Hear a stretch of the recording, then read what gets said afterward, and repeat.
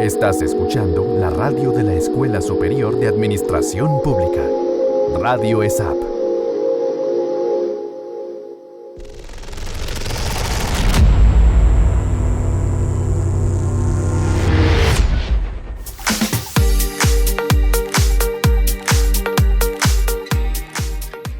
Bueno, muy buenos días, sean todos ustedes bienvenidos a este nuevo espacio que abre la ESAP para hablar sobre temas de tránsito y de movilidad.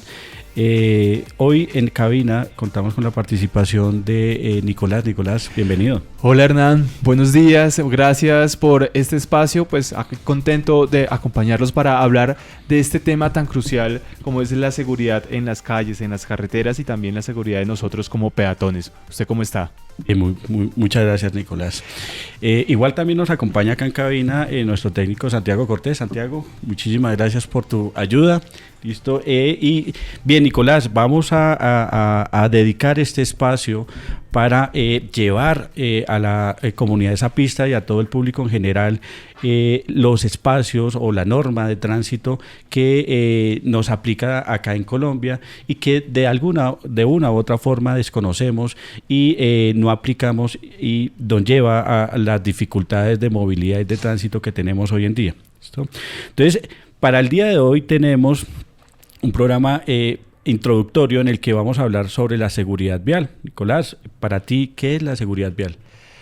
Hernán, pues de entrada podría decir que para mí la seguridad vial es un conjunto como de normas sociales pues en las que se establece como una manera organizada de comportarnos en la vida, tanto los peatones como los conductores, para tener una seguridad entre todos. ¿Eso es o qué es la seguridad vial? Sí, pues básicamente sí es eso. Sí, es importante resaltar lo que indica la Agencia Nacional de Seguridad Vial.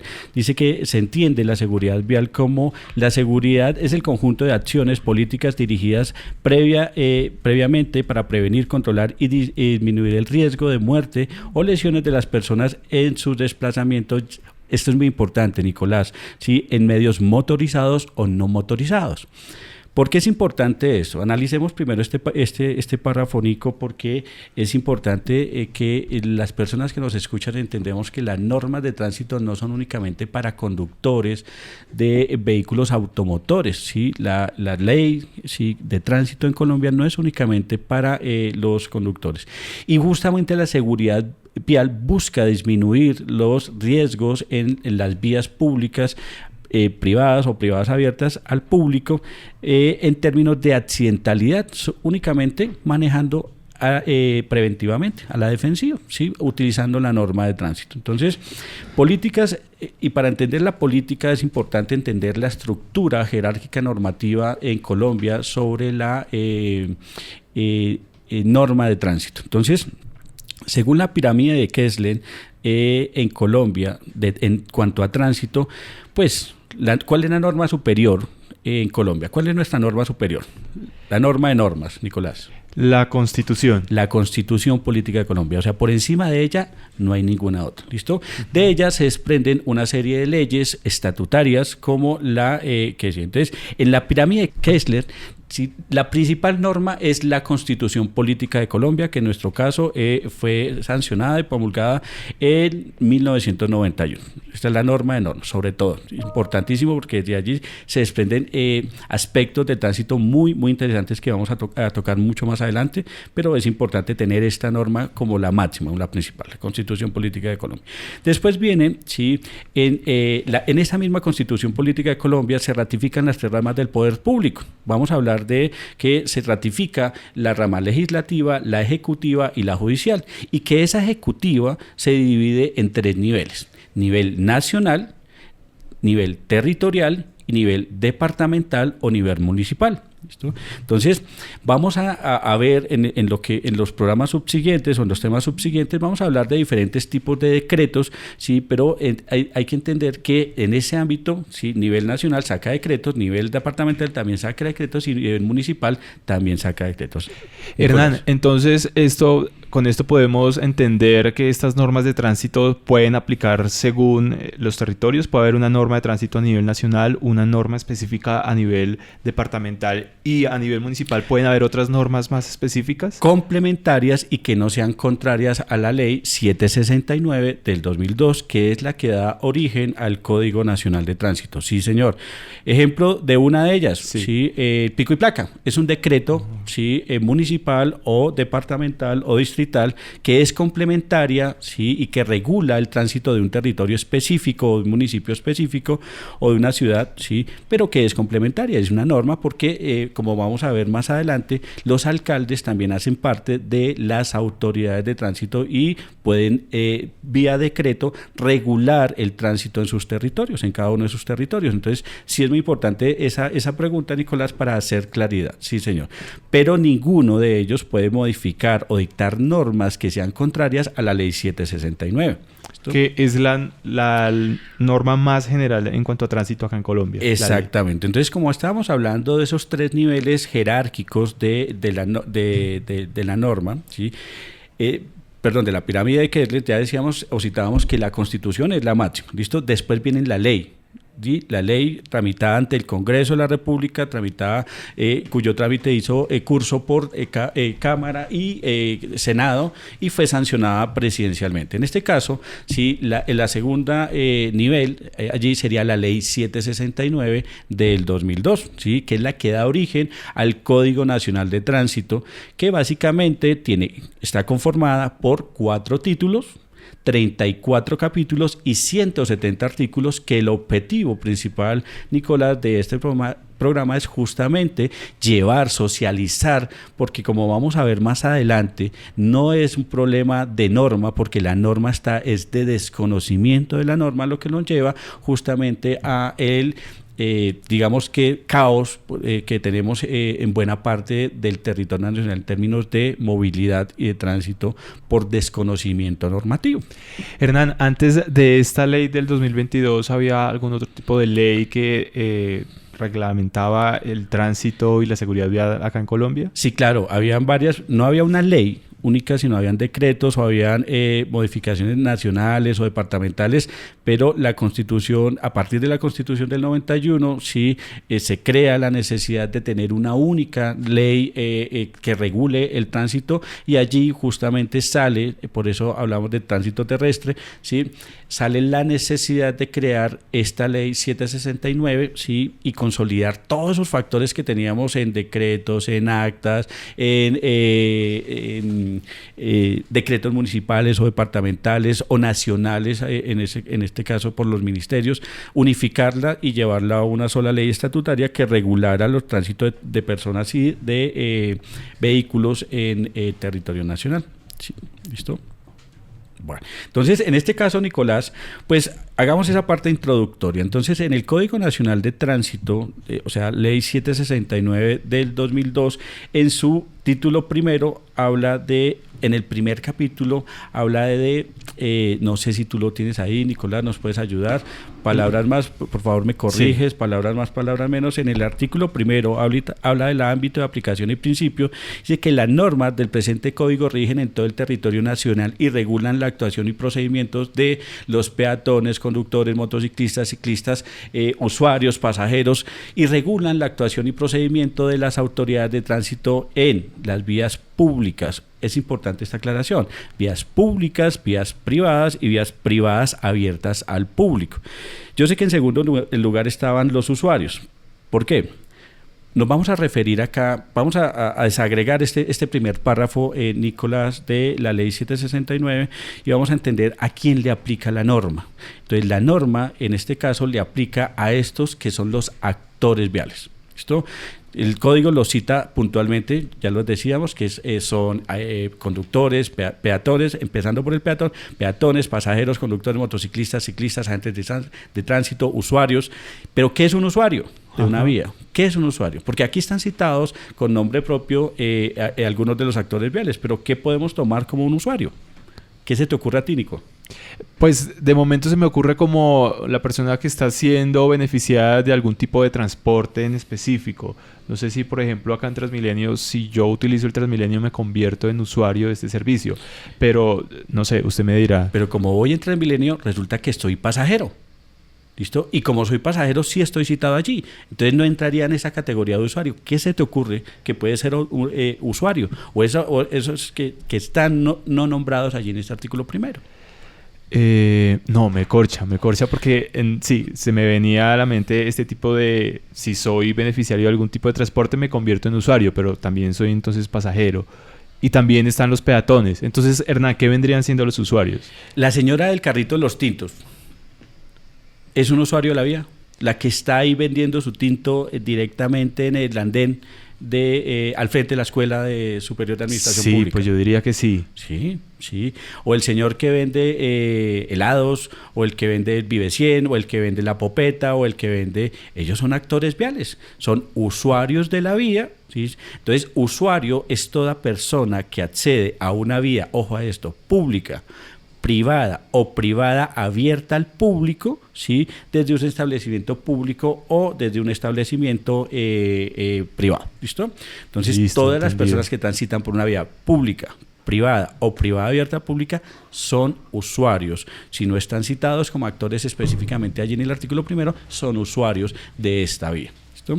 Entonces, es muy importante también aclarar esto de la vía pública, privada y privada abierta al público. ¿Listo? Porque todos entendemos cuál es la vía. ¿Y para ti qué sería una vía?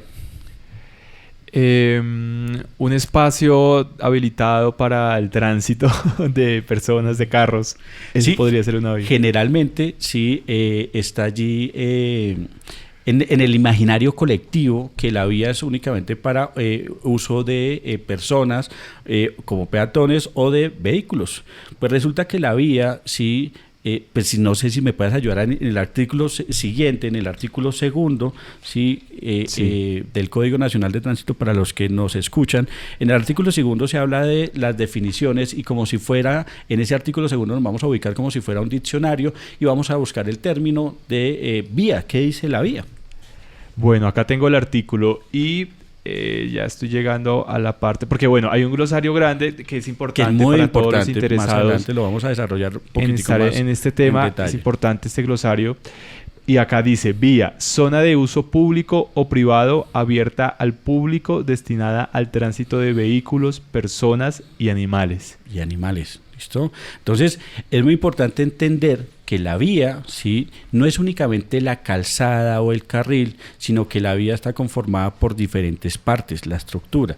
La vía, cualquier vía, va de mamparo a mamparo, es decir, desde la propiedad pública o privada o desde el andén de un lado hasta el andén al otro lado del ¿listo? Entonces, el andén hace parte de la vía y es la zona por la que debemos transitar nosotros los peatones, ¿listo? O incluso los animales, obviamente con la regulación que para ello conlleva en la sociedad el tránsito de animales por las vías públicas, ¿listo? O sea, un espacio donde no necesariamente esté destinado para vehículos, pero sí para personas o animales, igual se constituye como una vía. ¿Como cuál? No sé, la séptima, por ejemplo, acá en Bogotá. Sí, esa es una vía peatonal. ¿Listo? ¿Qué es peatonal pero que no hace parte de la vía? Son las infraestructuras o dotaciones de municipios o distritos como los malecones, eso no es una vía. Sí, como las plazoletas o parques, no son vías. Hacen parte de la infraestructura del municipio o distrito, pero no está catalogado dentro de la vía. ¿Listo? Pero también es para el uso y disfrute de los peatones o de los animales en determinado momento. ¿Listo? Entonces la vía está conformada desde el andén, ¿sí? El bordillo, la calzada, el carril, el arcén, el separador, que más adelante lo vamos a ver en detalle para entender cuál es la importancia de estos espacios y entender que toda la estructura de la vía peatonalmente nosotros solo estamos habilitados peatonalmente para transitar sobre 3 espacios específicos de la vía, es decir, sobre la acera, sobre o andén, ¿listo? Sobre la zona peatonal o en colombiano avanzado, como decimos nosotros, la cebra, ¿listo? En Colombia, y sobre los pasos a nivel, llámese túnel peatonal o puente peatonal. Son los 3 espacios peatonales, pero más adelante lo desarrollamos un poquitico más. Vamos a hacer la introducción a seguir haciendo la introducción. Entonces, hablábamos de la vía. Entonces, no solo la ley 769 va a aplicar a las vías públicas, no. Claro, si yo tengo un siniestro vial, ¿sí? En la vía pública, pues obviamente allí va a llegar la autoridad. Pero si el siniestro vial es al interior de las vías de mi conjunto residencial, ¿podría entrar allí la autoridad? Nico, te pregunto.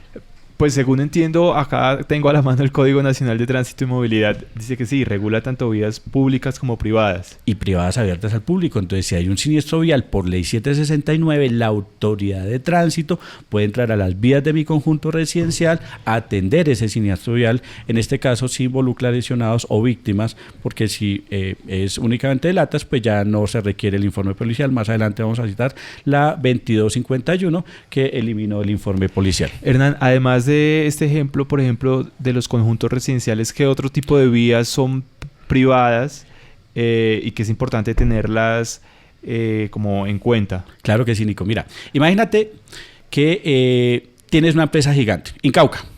¿Listo?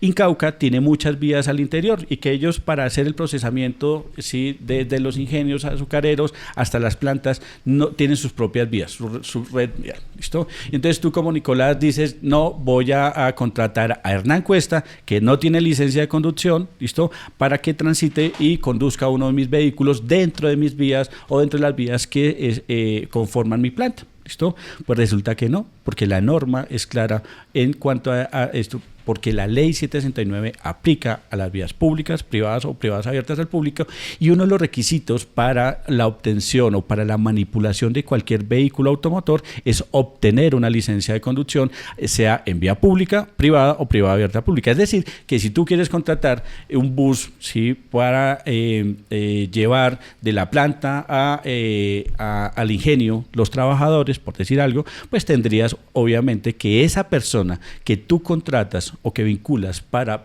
conducir ese bus tenga todos los requisitos de ley y respete las normas de tránsito, así sea en las vías públicas, privadas de tu empresa. Claro, es muy importante porque este factor de que sea una vía privada a veces puede confundir a la hora de pues saber si el Código Nacional de Tránsito aplica o no, pero ya con esto se nos dice que aplica también en las vías privadas. Mira, hay muchas personas vivimos en conjunto residencial y de vez en cuando el vecino, como se le llama comúnmente el mogollo, que está aprendiendo a conducir, le pega al carro y entonces dice, no, pero como es una vía privada que pertenece al conjunto, que es una copropiedad, ¿sí? No puede entrar tránsito acá porque esto es propiedad privada. No, la ley 769 en su artículo primero indica que el ámbito de aplicación y dice que sí, las autoridades pueden incluso ingresar hasta allí, hasta el conjunto, a atender ese siniestro vial. Súper importante entonces entender eso. Importante, ¿listo? Bueno, Lico, entonces sigamos con este artículo primero. Es importante diferenciar, ¿sí? Aquí en este ámbito los actores viales de los factores viales. ¿Listo? Y hay mucha confusión entre factores del tránsito y actores del tránsito. ¿Listo? Entonces, cuando hablamos de factores en adelante y para los capítulos subsiguientes, cuando hablemos de factores del tránsito, nos vamos a referir a tres específicamente: factor humano, factor vehicular y factor vial. Factor humano, ¿quién conforma ese factor humano? Los peatones, las personas. ¿Quién más? Los usuarios. Los usuarios, ¿quién más? Los conductores. Entonces, los actores viales son todos estos que ya están citados en el artículo primero que lo citamos. Entonces, peatones, conductores, motociclistas, ciclistas, agentes de tránsito, usuarios, pasajeros, ¿sí? Todo el factor humano, los que citábamos ahorita, usuarios, la señora del carrito de los tintos, la señora que vende el Vive 100 o la popeta o cualquier elemento allí, ¿sí? En la vía pública somos usuarios de la vía y somos actores viales. Y a todos nos aplica la ley 769. Entonces, ese primer factor, el factor humano, está integrado por los actores viales. Segundo factor, el factor vehicular, ¿sí? ¿Qué integra el factor vehicular en tu concepto, Nico? Pues no sé si justamente los vehículos o los medios con los que nos transportamos, bicicletas, sí, motos, carros. Entonces, ahí llevas dos citados, de tres. El primero, factor vehicular. En este factor vehicular, vehículos de tracción o de impulso mecánico o eléctrica. Es un primero que integra ese factor vehicular. El segundo, vehículos de tracción humana. ¿Como cuáles? La bicicleta. Bicicleta, ¿cuál más se te ocurre? La patineta. Patineta, monopatines, monociclos, bicicletas, skaters que les llaman ahorita. Sí, todos estos son vehículos de impulso de tracción humana. Nos faltaría uno. ¿Cuál se te ocurre? El transporte público. Esos son vehículos de tracción e impulso mecánico. O sea, ya lo citamos. Nos faltaría, vamos mecánico. Sí, y vamos factor mecánico y de impulso humano. Nos faltaría uno, o de tracción humana. Los vehículos de tracción animal. Ah, claro. Vehículos de tracción animal. Las zorras, Sí, las mal llamadas zorras, porque qué nombrecito que está bien vituperiado, ¿listo? A todos le llamamos. Nombre correcto, recordemos. Vehículos de tracción animal, Nicolás. Okay, vehículos de tracción animal.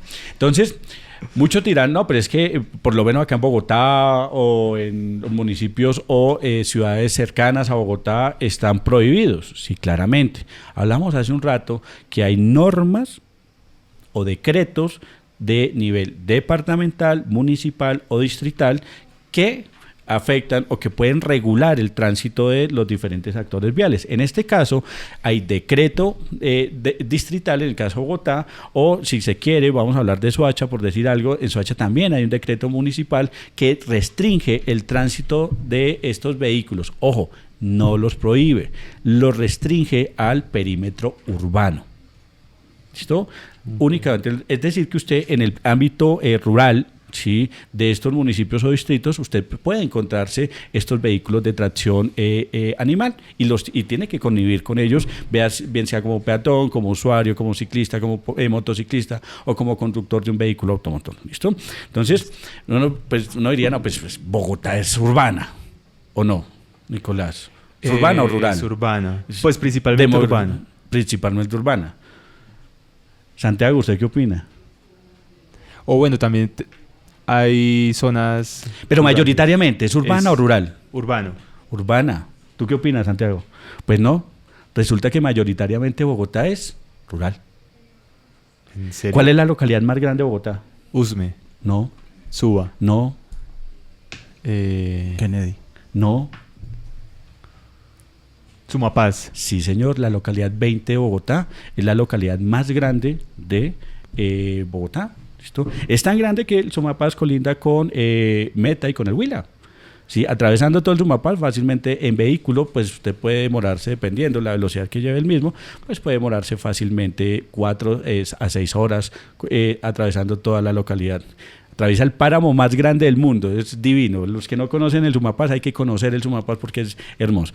Pero esa es la localidad más grande de Bogotá y mayoritariamente rural. Pero eso no quiere decir que localidades como Bosa no tengan ruralidad. Todavía tiene una ruralidad. Lo que hoy conocemos como Atalayas o como Ciudad del Recreo en Bogotá era tradicionalmente la zona rural de Bosa. ¿Listo? Ciudad Bolívar, ¿tiene zona rural? Sí, también. Sí, claro que sí. Entonces usted va a encontrar en Ciudad Bolívar, por citar algunos, Mochuelo Alto, Mochuelo Bajo, y hay una vereda muy hermosa, sí, que los invito a todos los radioescuchas a conocer, se llama Kiva. Es muy bonita y realmente hace parte de la zona rural de Ciudad Bolívar. Y si usted toma un mapa por localidades de Bogotá, todas las localidades externas del mapa tienen ruralidad. Usaquén, los Cerros Orientales y arriba con Villapinzón, donde de pronto nace el río Bogotá, que es espectacular. No el río Bogotá que nos atraviesa acá en Bogotá, sino que realmente es el nacimiento y es muy bonito, es muy chévere conocerlo. Candelaria, la Candelaria, acá el centro histórico de Bogotá también tiene una zona rural. Parte de los Cerros Orientales, y en la parte alta confluye incluso con la localidad de Chapinero, con una vereda que se llama San Francisco y El Verjón. Esas dos veredas son muy significativas para Bogotá. Entonces, en estas zonas rurales, usted va a poder, ¿sí? Básicamente, para concluir allí, ¿sí?, de lo que tú conoces de Bogotá, me atrevería a decir, si tener un dato específico acá, territorial, que lo que corresponde a la zona urbana tan solo es como el 18 o 20% del total del área geográfica de Bogotá, y el resto es una zona rural. ¿Listo? Hay una invitación, hay que conocer las zonas rurales de Bogotá que son espectaculares. ¿Listo? Sí. Esto para entender el tipo de factores viales. Sí, claro. Entonces, para seguir allí, entonces, allí en estas zonas rurales no está restringido el tránsito de vehículos de tracción animal, únicamente en los cascos urbanos de municipios o distritos donde exista un decreto municipal o distrital que restrinja esa movilidad. ¿Listo? Porque si tú vas a Santa Marta o a Cartagena, ¿qué es lo primero que te ofrecen allá? Uno de estos coches. El paseo en coche por el centro histórico. Si tú te desplazas, yo sé que ustedes se desplazan muchísimo, pues ustedes van a encontrar que de pronto en La Guajira, en el Chocó, no sé, en el Cesar, en el Atlántico, uno de los vehículos más tradicionales son los vehículos de tracción animal. ¿Listo? Entonces no están prohibidos hasta el momento por ley, ¿sí? Entiendo que hay una ley que está en curso que para prohibirlos por maltrato animal y demás, pero en este momento lo que hay son decretos municipales o departamentales o distritales que restringen la movilidad en los cascos urbanos en algunos municipios y distritos. Entonces, importante indicar que tú sí te vas a poder encontrar con este tipo de vehículos allí. Nos falta un factor. Ya describimos lo que es el factor humano y lo que es el factor vehicular. ¿Listo? Y nos falta el factor vial. ¿Listo? Uh-huh. Y el factor vial pues está constituido por toda la red o la malla vial nacional que por el Código Nacional de Tránsito la discrimina en dos: vías nacionales y vías departamentales. Eso es, o vías urbanas o rurales, como las define el Código Nacional de Tránsito. Entonces, cuando nos hablen de factores, o mejor, cuando hablemos de factores del tránsito, vamos a estar hablando de factor humano, factor vehicular y factor vial. ¿Listo? De estos tres factores, ¿cuáles puedes tú controlar, Nicolás? El humano y el vehicular. Sí, ¿por qué? Bueno, Hernán, porque en el humano, pues, digamos que soy yo quien estoy haciendo uso de, digamos que... de la norma o del conocimiento empírico con el que me puedo mover en la vía pública. Sí. Y como humano, como persona, a la final tengo también el control sobre el vehículo, ya sea de este manejo de tránsito de tracción animal o de un vehículo como una bicicleta. Porque estoy cualificado para conducir un determinado tipo de vehículo. ¿Listo? Entonces, sí, únicamente puedo controlar esos dos factores. El factor vial no lo puedo controlar. ¿Yo cómo puedo controlar de pronto un hueco, una alcantarilla sin tapa, una depresión, un derrumbe, una disminución de la movilidad en la vía pública? Factores climatológicos como neblinas densas, lluvias, granizadas, son factores que extrapolan a mi control. Entonces, factores del tránsito humano, vehicular y vial, y actores del tránsito con C, ¿sí? Vamos a hablar de, Nico. ¿Quiénes son los actores del tránsito? ¿Quiénes son los actores del tránsito? Ya lo citamos ahorita en artículo primero. Bueno, los conductores, motociclistas, pasajeros, usuarios, todos nos convertimos en actores de tránsito. Exactamente. Entonces, lo que son peatones, motociclistas, ciclistas, agentes del tránsito, usuarios, pasajeros, esos somos los actores del tránsito en determinado momento. ¿Listo? Listo. Son entonces dos... digamos que conceptos importantes para podernos adentrar en este Código Nacional de Tránsito y poderlo entender. Y los agentes de tránsito vendrían siendo los policías porque acá en el código, en el artículo 1, digamos que es una pregunta muy interesante, pero la voy a desarrollar cuando hablemos del artículo 3 de las autoridades de tránsito, porque cuando hablemos de autoridades de tránsito, del artículo 3, vamos a hablar de 8 autoridades diferentes de tránsito, ¿listo? Entre ellas, ¿cuál es la diferencia entre un policía de tránsito y un agente de tránsito de acuerdo al Código Nacional de Tránsito? Hernán, y rápidamente, sé que este tema lo vamos a seguir profundizando en más episodios, pero ¿cuál es la importancia de poder tener claro estas diferencias entre factores de tránsito, entre actores de tránsito y, por ejemplo, estos factores, saber que hay factores humanos, vehiculares, vial?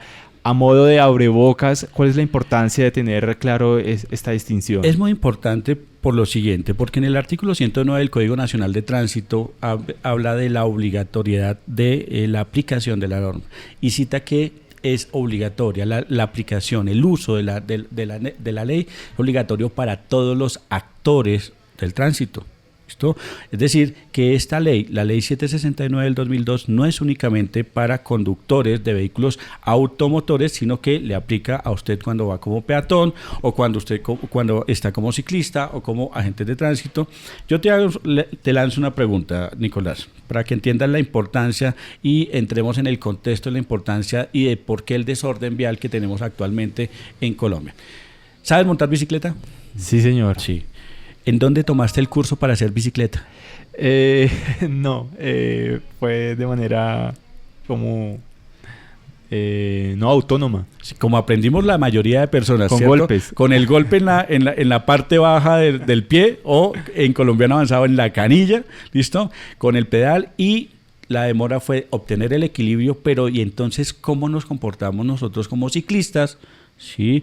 En la vía pública, cuando conducimos por las vías públicas o privadas abiertas al público. ¿Respetamos las normas de tránsito? Porque una cosa es choferear y otra cosa es conducir.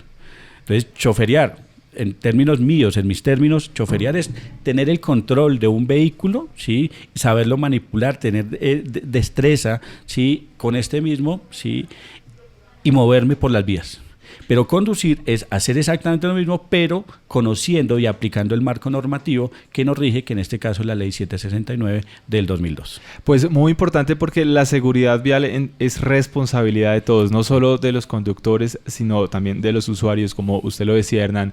Así que muy importante que sigamos conectados en este espacio aquí en Radio SAP para seguir profundizando y conocer pues las normas que nos rigen acá en Colombia. Así que hablemos de esos temas que más adelante vamos a seguir ahondando aquí en Radio SAP. Claro que sí, Nicolás. Pues la idea es desarrollar la mayor cantidad de artículos, títulos y capítulos del Código Nacional de Tránsito, pero como abrebocas vamos a hablar acá de las 5 tipologías de señales de tránsito, vamos a ir desagregándolas, ¿sí? De las 726 señales de tránsito. No las vamos a citar todas, pero sí la importancia, la relevancia, vamos a hablar de su jerarquía, de las autoridades de tránsito, vamos a hablar de la vía, vamos a hablar de la composición de la vía y la importancia de las partes de la vía, vamos a hablar de alcoholemia, entre otros muchos aspectos interesantes que realmente son de interés general. Volvemos a repetir, no únicamente para conductores de vehículos, sino para todos los actores viales, ¿sí? Que están citados aquí en esta norma. Entonces, muy interesante, y todos muy invitados a participar en estas charlas de seguridad vial. Pues Hernán, muchas gracias por su conocimiento, por su experiencia en este primer episodio para adentrarnos en el Código Nacional de Tránsito y Movilidad, la Ley 769 del 2022, que es la fundamental para empezar a entender estos temas. Muchísimas gracias, Nicolás, a ti y a todo el equipo de la mesa de trabajo. Muchísimas gracias. A todos quienes nos escucharon, les agradecemos. Recuerden que también nos pueden seguir en Radio SAP para que estén atentos de estos nuevos episodios de este espacio aquí para hablar de seguridad vial. Así que los invitamos a estar conectados con la programación de Radio SAP.